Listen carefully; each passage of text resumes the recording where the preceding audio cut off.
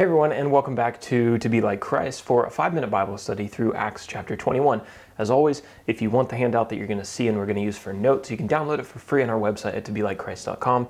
Thanks to our patrons and the people who support this channel who make all these resources free for people around the world. When did the events of this chapter take place? Well, this would have been Paul's third missionary journey. So it would have been around somewhere between the years 55 to 57 AD.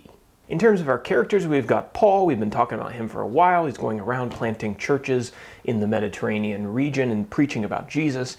We have a prophet named Agabus. He was a prophet from Jerusalem, or from Judea at least, and he's mentioned back in Acts chapter 11, but he's reintroduced to us here. Then we've got a guy named Philip the Evangelist. It's pretty likely that we've already met Philip, and that this Philip is the same Philip whose work is highlighted back in Acts chapter 8 in Samaria and with the Ethiopian nobleman.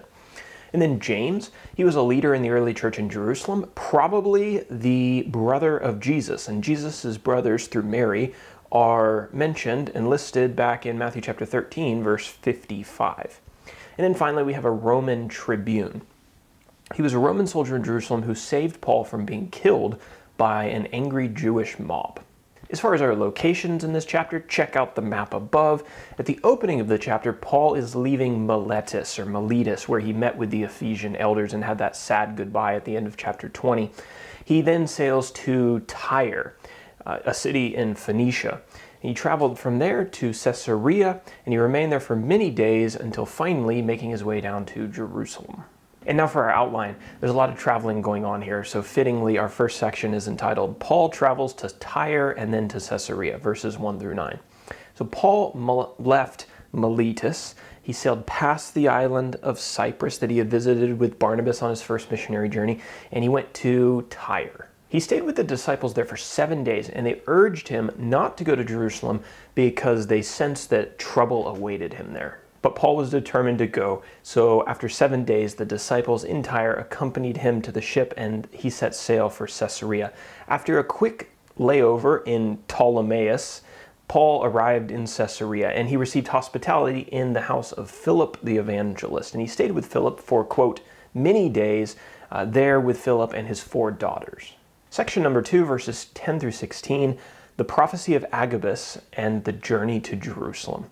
So the prophet named Agabus came from Judea, and he prophesied that if Paul went to Jerusalem, he was going to be bound hand and foot and handed over to the Gentiles by his Jewish enemies. Hearing this, Paul's friends urged him not to go, but again, he was determined to go. So Paul went to Jerusalem accompanied by some of the disciples from Caesarea. And then while Paul is in Jerusalem, he's going to pay a visit to James, and he's going to purify himself in the temple. This is verses 17 through 26. So after arriving in the city of Jerusalem, Paul went to see James and a group of the elders, and he told them about all of the work that God had done through him and through his friends. James and the elders were happy about it, but they had some concerns about Paul's reputation with the Jews in the city of Jerusalem. The Jews were angry at Paul because they had heard that he taught the Jews to, quote, forsake Moses, telling them not to circumcise their children or to walk according to the Jewish customs. And in order to quelch these rumors and to show that Paul lived in, quote, observance of the law, James asked Paul to join 4 men who had taken a vow and were purifying themselves in the temple, and Paul agreed to do it. And then in our final section, verses 27 through 40, the Romans seize Paul from an angry mob of Jews. So some of the Jews from Asia, where Paul had been previously preaching, they found Paul in the temple, and they stirred up a crowd by saying that Paul didn't respect the Jewish law and that he had brought Gentiles into the temple, even though that wasn't true. The Bible says, then all the city was stirred up, and they dragged Paul out of the temple, and the Jews intended to kill him, but the Romans caught wind of what was going on, and the Roman tribune brought soldiers and seized Paul out of the hands of the Jews and arrested him and took Paul into their custody. So they were saving him, but they were also arresting him.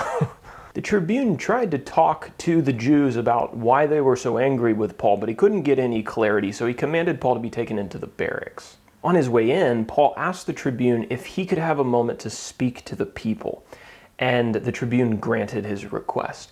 And so the text says that Paul was standing on the steps of the barracks, and he motioned to the people, and he addressed them in their native language, which would have been Hebrew, which would have gotten their attention.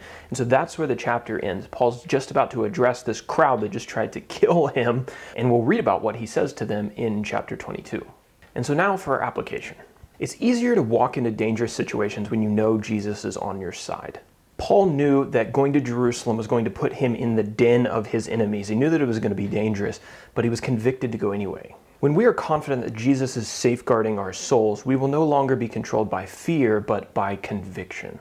There's a line from a song that I really love. The song is called Glorious Christ, and the line reads, "Our rest is in heaven, our rest is not here. Then why should we tremble when trials draw near? Be still and remember the worst that can come, but shortens our journey and hastens us home." The worst thing that could happen to us in this life is that we get killed and we get to go to heaven faster. That's not so bad. Hebrews chapter 13 says, "I will never leave you nor forsake you." That's Jesus speaking. So we can confidently say, "The Lord is my helper. I will not fear. What can man do to me?"